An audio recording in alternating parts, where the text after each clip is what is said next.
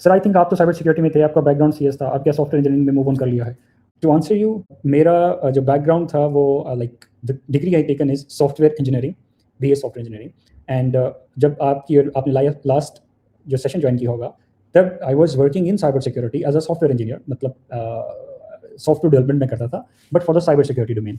So actually जब हम professional life में जाते हैं तो बहुत सारी डोमेन्स होती हैं। Cyber security is one of the domain, ठीक है? आप साइबर सिक्योरिटी में कर सकते हैं, फिनटेक्स में कर सकते हैं, आप पेट्रोकेमिकल के अंदर कर सकते हैं, आप अपनी डेवलपमेंट के क्योंकि प्रोडक्ट्स हर तरह के होते हैं ना, जैसे अगर पेट्रोल की भी एक कंपनी है तो उसने प्रोडक्ट बनाने हैं, तो उसकी एक अलग डोमेन होती है। अच्छा, जैसे कि ये हमारे पास डिलीवरी सर्विसेज होती हैं, अब जैसे फॉर एग्जांपल पाकिस्तान में ये टीसीएस वगैरह हैं, तो इनके अलग प्रोडक्ट हैं।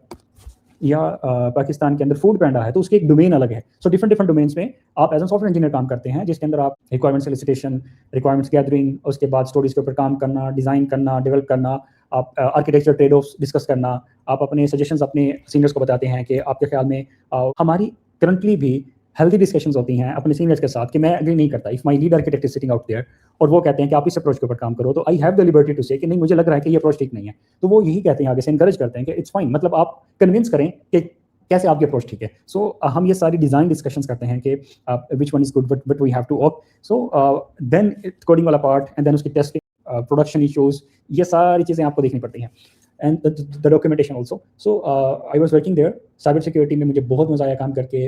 It has changed the way I thought security concerns. मुझे आजकल सबसे बड़ा सिक्योरिटी कंसर्न ये है कि हम जिस स्पीड से ओपन सोर्स प्रोजेक्ट्स को क्लोन कर रहे हैं, उसको इस्तेमाल कर रहे हैं, आई डोंट नो, मतलब यू नेवर नो कि फॉर एग्जांपल आपने एक प्रमोशन देखी, एक वीडियो देखी कि यूज़ दिस प्रोजेक्ट, इससे आपको गिटहब की प्रीमियम एक्सेस, सॉरी ये जो हमारा चैट जीपीटी है, ये ओपन कोई भी एलएलएम है, क्लाउड कोड की एक्सेस फ्री है, ठीक है? और आपने वो वीडियो देख के डाउनलोड किया, सेटअप कर लिया अपने लोकल सिस्टम पे एंड उसके अंदर ऐसा वल्नरेबल कोड हो जो आपके क्रोम से आपके क्रेडिट कार्ड्स, आपके जीमेल, आपके गूगल मैनेजर में सारे पासवर्ड वो सारे लेकर शिप कर दे। क्योंकि जब हम ओपन सोर्स यूज़ कर रहे हैं तो ओपन सोर्स के ऊपर कोई भी लायबिलिटी नहीं होती। Always we keep in your mind. Liability का मतलब ये कि ऐसा नहीं हो सकता कि मैंने जाके ओपन सोर्स प्रोजेक्ट पब्लिक किया, उसके अंदर मैंने जानबूझ के रिमोट कोड एग्जीक्यूशन या कोई भी स्निप्स ऐसे ऐड किए जिससे लोगों ने क्लोन किया एंड उनके सिस्टम पे इम्पैक्ट हुआ। तो आप क्लेम नहीं कर सकते किसी भी अदालत में जाके कि देखो मैंने तो वकास की रिपोजिटरी की थी और उसमें ये हुआ, तो ऐसा नहीं हो सकता, ठीक है? क्योंकि पहले तो ये डिफिकल्ट होता था, किसी को भी हैक करना, क्रैक करना कि यार उसके सिस्टम में जाके ये स्पेसिफिक फाइल रखेंगे तो चलेगा। अब तो ईज़ी पीज़ी, अब तो ईज़ी सीन है।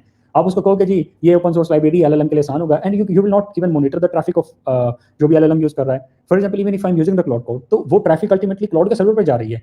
वो कैसे कोड लिख रहा है? मतलब ट्रेनिंग पर्पज़ के लिए किसी भी, मैं ये नहीं बोल रहा कि क्लाउड मेरे क्रेडेंशियल्स ले रहा है, ठीक है? बट वो जो डेटा है, ये जो कॉन्टेक्स्ट, ये मेरी रिक्वायरमेंट्स है, कोई सर्वर पीछे अवेलेबल है जिसके ऊपर एलएलएम चल रहा है, तो यहाँ से डेटा जाता है, वहाँ से कोड लेके आता है, ठीक है? So I am worried about this कि हम कितना ब्लाइंडली सिक्योरिटी को बस नज़रअंदाज कर रहे हैं। तो आप जो कह रहे थे कि मैंने मूव ऑन कर लिया है, so yes, previous job was in the cyber security department to build the solutions for the cyber security. मुझे बहुत अच्छा लगा, मैंने बहुत सारी चीज़ें सीखी जो शायद मैं कभी ना वैसे सीख पाता। एंड नाउ अल्हम्दुलिल्लाह as per my current role I am working जिसके अंदर मैं फिनटेक एप्लीकेशंस की डेवलपमेंट करता हूँ।